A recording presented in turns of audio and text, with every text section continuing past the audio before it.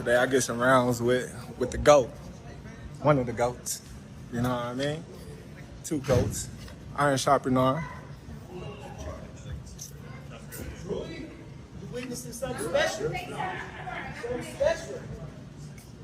Terence Crawford is making it really hard to bet against him. Terence Crawford continues to train with Andre S.O.G. Ward, the son of God, and Bud Crawford.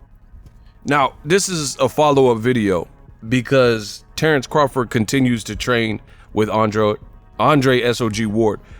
Crawford has an upcoming fight. I don't know what's up with Andre Ward in terms of, does he have a fight?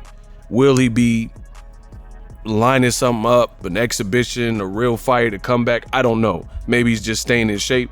I'll let Andre Ward discuss that. But first, right off the bat, Andre Ward is clearly taking care of himself. He looks in shape, regardless of if he has something scheduled or if he's planning on mounting a comeback. He looks like he's playing no games. He looks like he's in crazy shape, and you wouldn't even know that he has been retired for several years now. I was fortunate enough to cover all of Andre Ward's last fights, him being from the same region as me, NorCal, Bay Area, and this just makes Terence Crawford, because we can speak on Crawford because he has a fight August 3rd against Israel Madrimov. Now, I made videos about Israel Madrimov. Some people got mad. I don't care. This is my channel. I keep it real. Madrimov looks big. He looks massive. Some people got mad because I'm doing my job. If you're coming for one-sided commentary, this is not the channel for you. I do what I do, and I do it at an elite level. Terence Crawford, I think this is a dangerous fight. Really, given the fact that Crawford, not taking away from his skills, but I've seen him hurt before by smaller guys like Gamboa. Israel Madrimov looks big, and I understand it's not a bodybuilding contest, but again, Madrimov, I rate him. I think he's a good fighter. People are miscalculating and misjudging Madrimov, I believe, based solely on the fact that he doesn't have that many fights and he just became a champion. But he's been somebody that I've known about, and I've watched several of his fights. He has sneaky power, sneaky athleticism, and again, this is Crawford's very first fight in a new division. So I can't wait for this particular fight.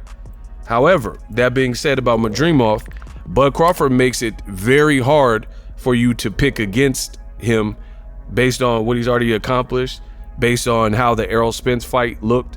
I thought the Errol Spence fight was a good fight, a 50-50 fight on paper, and I even favored Errol Spence to defeat Terence Crawford. For that, I was clearly wrong.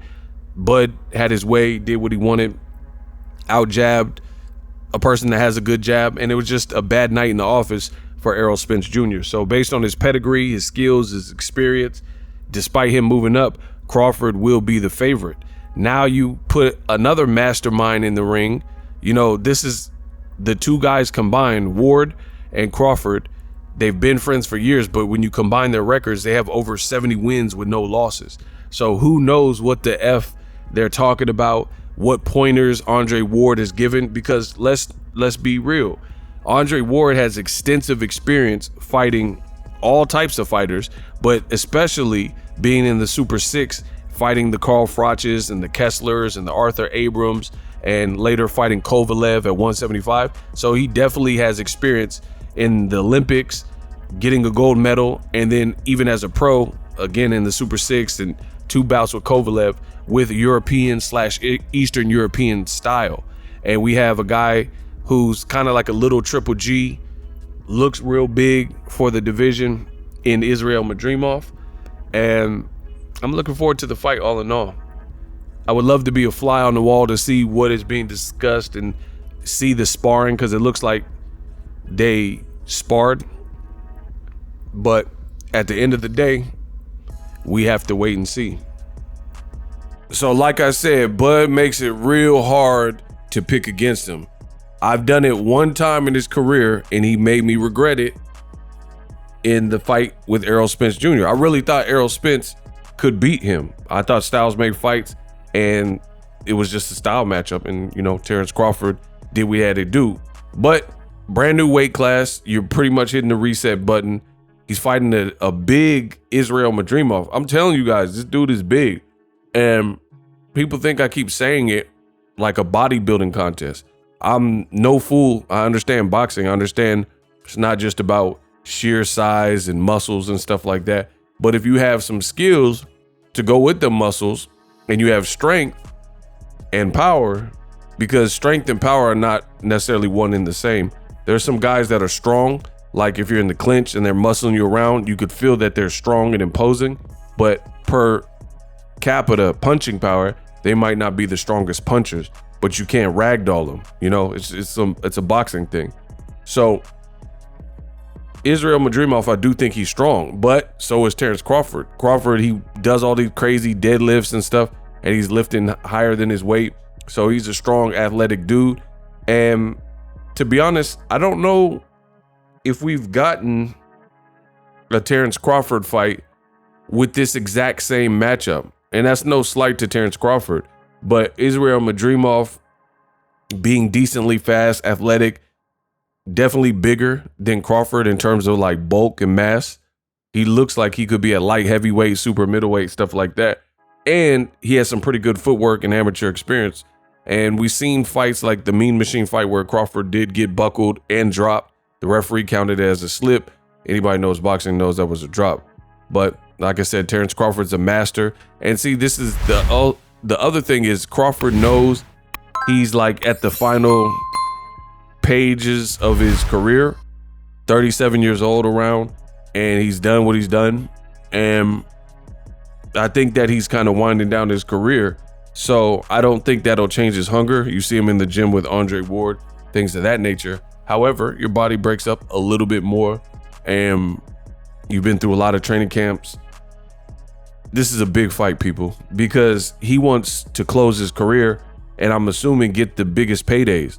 So Turki Al-Sheikh has talked about a potential fight with Jerome Boots Ennis. Crawford himself has called out Canelo payday, you want payday, I know that, right? Crawford particularly, he hasn't really shown as much interest in fighting Boots, but he has shown interest in fighting Canelo. And again, if you don't get past your stepping stone or your fight, you know, none of these fights matter. I've even heard conversations about an eventual Errol Spence rematch, possibly at 154. You know, so there's just too many options for Crawford. He needs to win. Same thing with Madrimov. I mean, Madrimov, he doesn't have a big profile in America.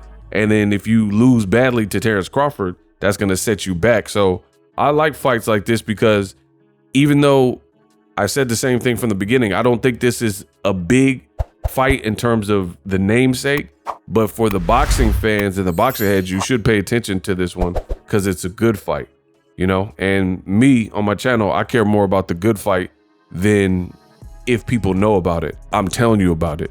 So it's up to you guys to watch, tune in. I'll definitely be tuned in for Crawford Madrimov. I love the work with Andre Ward. I mean, that's just a lot of experience between two guys. So who knows what they're discussing? Let me know what you guys think. Love what I'm seeing. Love the preparation. Israel Madrimov has never fought someone like Crawford as well. So should be a great fight.